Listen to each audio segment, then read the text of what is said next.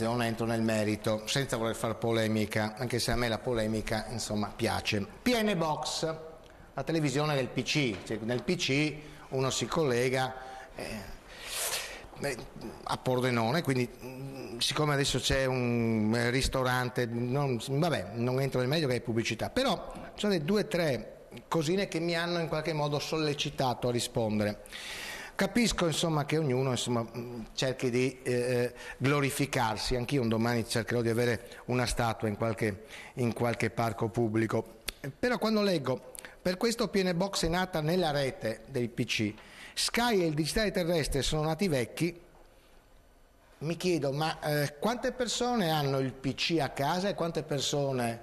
cliccano per magari collegarsi con loro, perché alla fine la televisione so che è un po', però il PC, allora prima di, sarà vecchio il digitale Sky, però bisogna avere l'audience, altrimenti sono chiacchiere fumose, come per esempio quando dice noi dimostro i dati relativi ai consigli comunali di Pordenone, è vero, anch'io mi è stato chiesto di fare le riprese al consiglio comunale, ma hanno un costo, perché i consigli comunali durano 7, 6, 5 ore, ma 5 ore, dottor Liberti, anche come tutti i consigli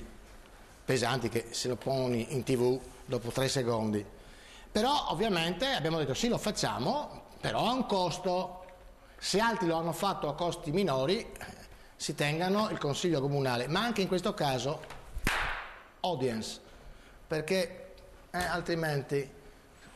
siamo amici. Ma quando io leggo che il digitale è vecchio, che il Sky è vecchio e che questo qua è il nuovo, che la rete è nuova, bisogna vedere però quanti vanno in rete. Con tutto il rispetto per la rete, vedo io Facebook, 5.000 di loro, sono 600 là che aspettano, quando qualcuno mi fa arrabbiare lo caccio e ne porto dentro un altro, sì, perché c'è la riserva indiana, però questo non significa che ci sono, diciamo, 10.000 persone, 100.000 persone che ogni giorno vanno, insomma, è ovvio, non c'è ancora quella passione, arriverà.